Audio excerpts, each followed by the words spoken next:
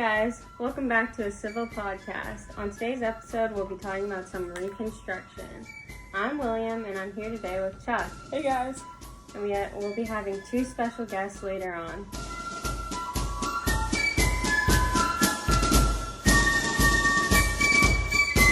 First of all, what was Reconstruction? Well, it's pretty much just putting the country back together. And when was it? It was January 1st, 1863 to March 31st, 1877. Personally, I liked Lincoln's plan better for Reconstruction. In his plan, all Confederates except prominent military and political leaders could regain citizenship by taking an oath to support the Constitution and the 13th Amendment. When 10% of the number of people who had voted in the election of 1860 took the oath that state government would be recognized by the president. Not a fan of Lincoln.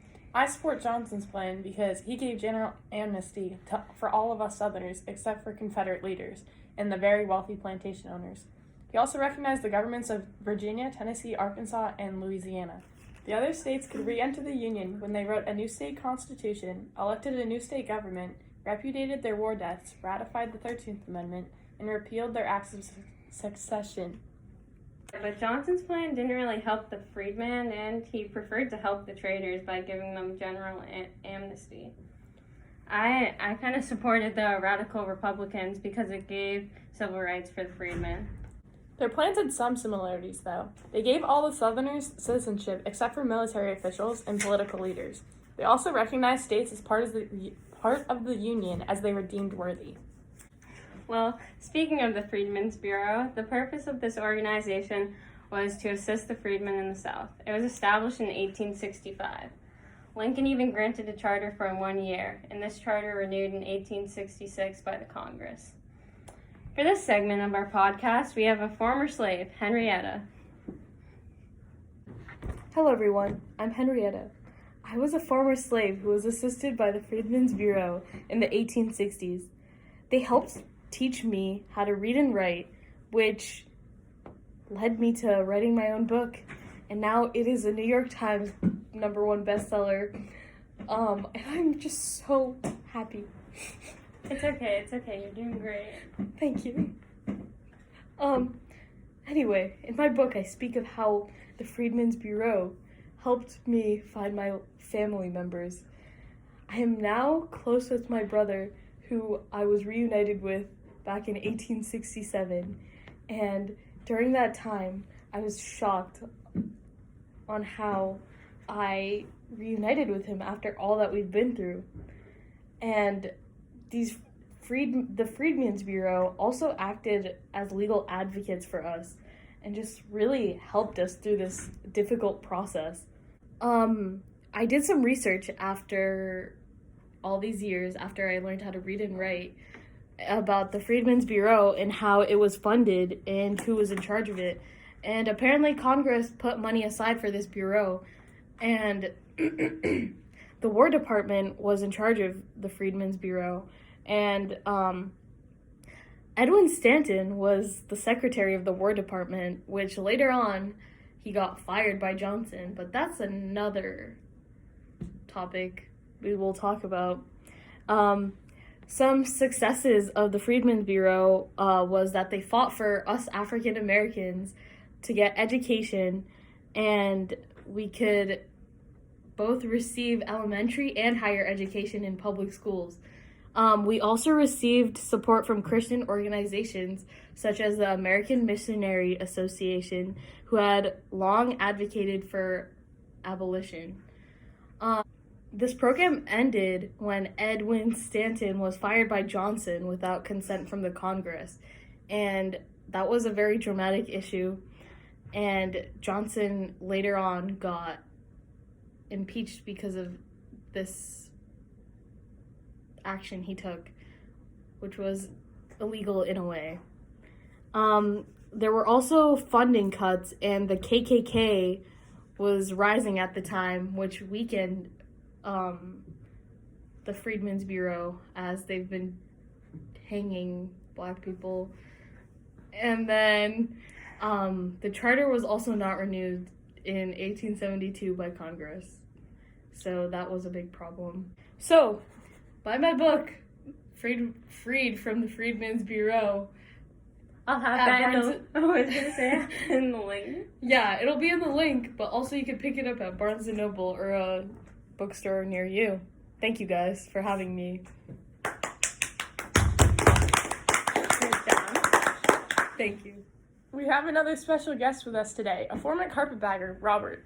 So as a carpetbagger, I started up living in the north and I decided to move down to help the economy in the south, so I worked down there.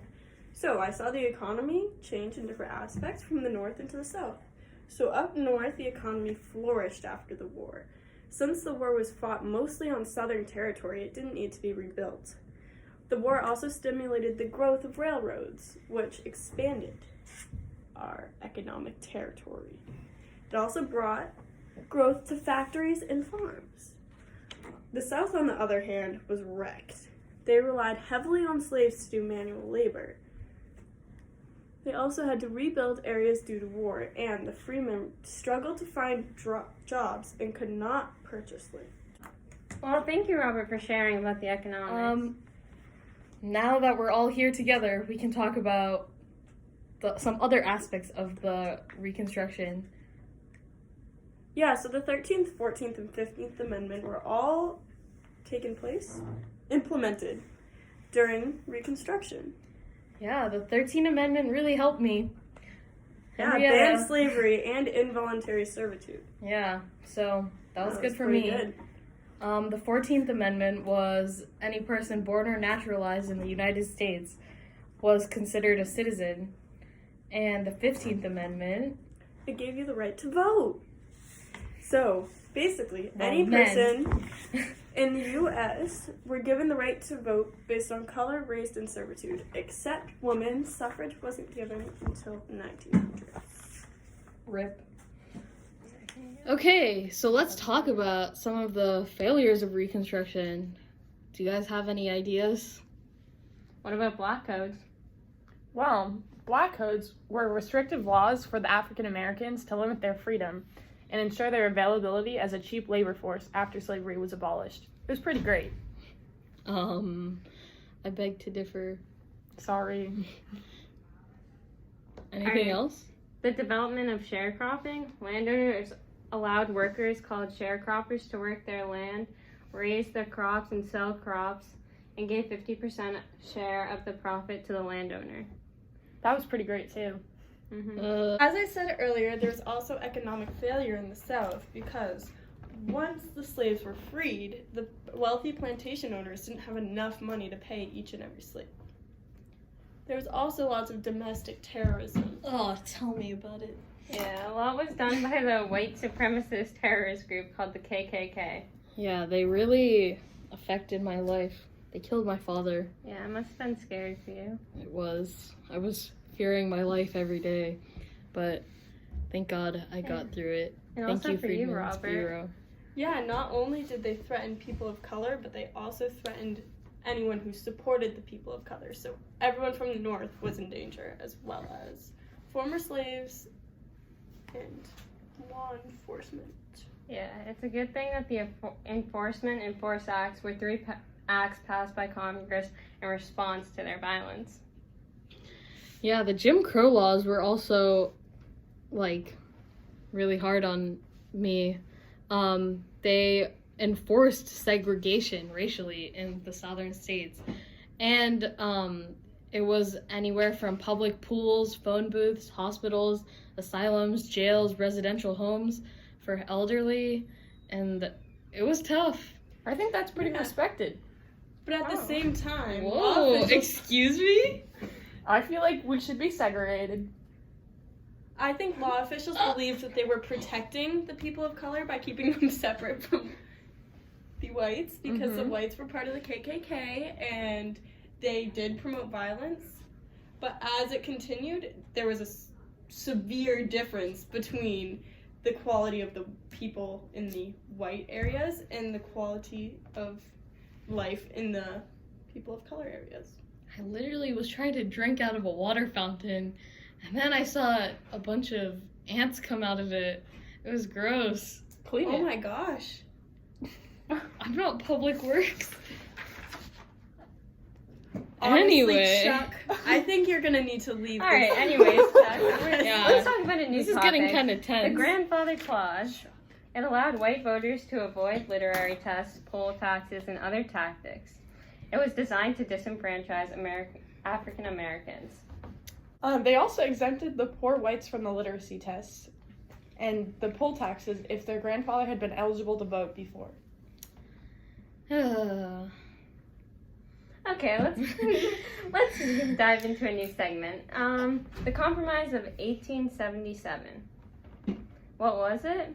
It was Well- an informal, unwritten deal that settled and then tensely disputed 1876 U.S. presidential election. How did this end the era of Reconstruction? Well, it resulted in the United States federal government pulling the last troops out of the South. And it formally ended this whole Reconstruction era. Well, thank Wow. God it. Reconstruction was a very eventful time. Yeah, I have really. to say so myself. Especially for the African Americans. It At was least tough. it helped reunite our country, though. Yeah, now we're all together. Well, that's debatable. Mm-hmm. That's very debatable because we are together, but are we together in mindset? Now in the South, in the There's still lots of prejudices. yes, That people is hang true. the Confederate flag like it's nobody's business. The statues. Well, thank you for joining me on this podcast today. Maybe it wasn't so civil, but Anytime, Yeah. William. Of course. I had a great time. this was a good conversation. I feel like you guys should go buy my book. Or feel more Mine- informed. Yes. Yeah, thank you for listening. Thank you Bye. for having us. Bye. Bye. Bye. I'm to like you more, though. Everyone. Excuse me? What? all right. Well, Kim, you're gonna get in trouble for this podcast. It's What? part of my thing, though. But, okay.